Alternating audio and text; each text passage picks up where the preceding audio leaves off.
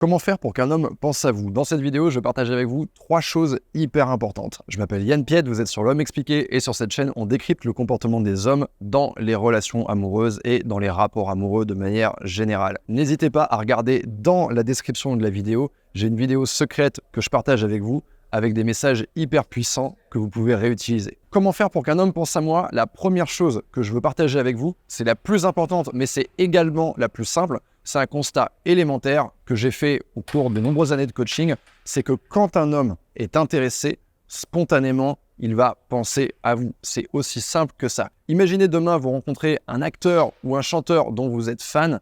Évidemment que sitôt après la rencontre et la possibilité de se revoir étant établie, vous n'allez faire que penser à lui. Et bien, c'est exactement la même chose. Un homme sur lequel vous avez fait une forte impression, même si ça n'est qu'une alchimie physique, ça suffira pour qu'il pense à vous et qu'il trouve le moyen de pianoter sur son téléphone pour vous écrire, pour vous appeler et pour vous proposer un rendez-vous.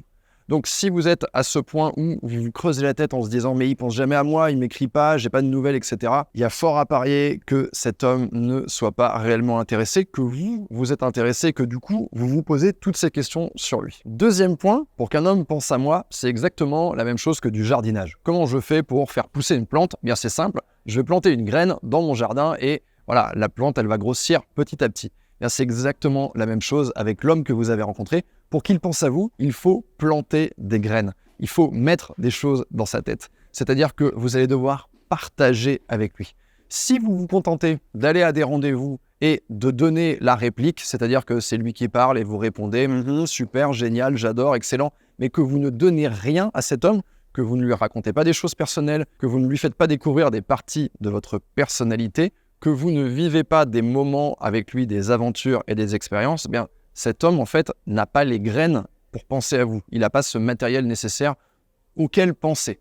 Donc, il va falloir faire attention à ce que dans vos rendez-vous, eh bien, vous donniez un petit peu de votre personne. Parce que finalement, un homme va être subjugué par votre personnalité, mais encore faut-il qu'il y ait accès.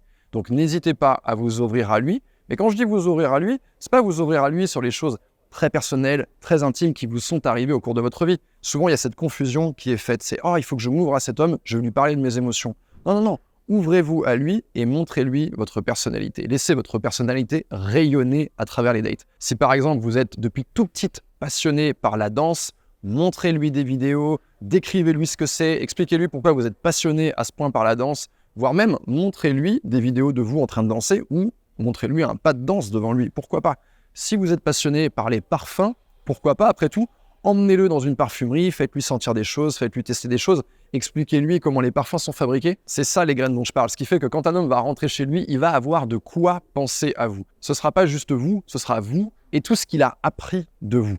Donc pensez à chaque fois que vous allez faire une date à être généreuse et à ouvrir grand les portes de votre personnalité. Troisième point, pour qu'un homme pense à vous, vivez votre vie, bordel. Vivez votre vie, ne soyez pas focus sur lui. Si vous êtes focus sur lui, il ne peut pas penser à vous parce que vous êtes dans cette activité de vous tourner vers lui, penser à lui, lui écrire, etc. Et il va le sentir. En revanche, si vous vivez votre vie, il va le sentir également. Par exemple, cet homme vous suit sur les réseaux sociaux. Vous allez sortir, il va voir que vous allez dans des endroits, vous êtes entouré avec des gens, il vous arrive des choses, vous faites des rencontres, vous avez de l'humour et vous avez des passions, etc. Vous allez rayonner à 360 degrés. Et ce qui est hyper puissant avec ça, c'est que ça n'est pas dirigé vers lui. Il n'est pas le destinataire de vos stories. Il y assiste en fait.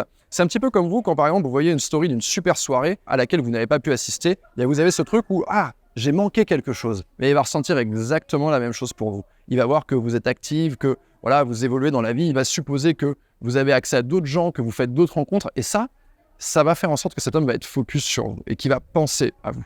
Parce que justement, vous n'êtes pas en train de penser à lui. On arrive à la fin de cette vidéo, j'espère qu'elle vous a plu. Si c'est le cas, il y a 2 choses à faire. La première, c'est de mettre un pouce vers le haut. La deuxième, c'est de vous abonner à ma chaîne pour ne pas louper les prochaines vidéos. Si vous avez une question, posez-la en commentaire. Je vais essayer de répondre à un maximum de commentaires. Et je vous retrouve très bientôt pour une nouvelle vidéo. À bientôt.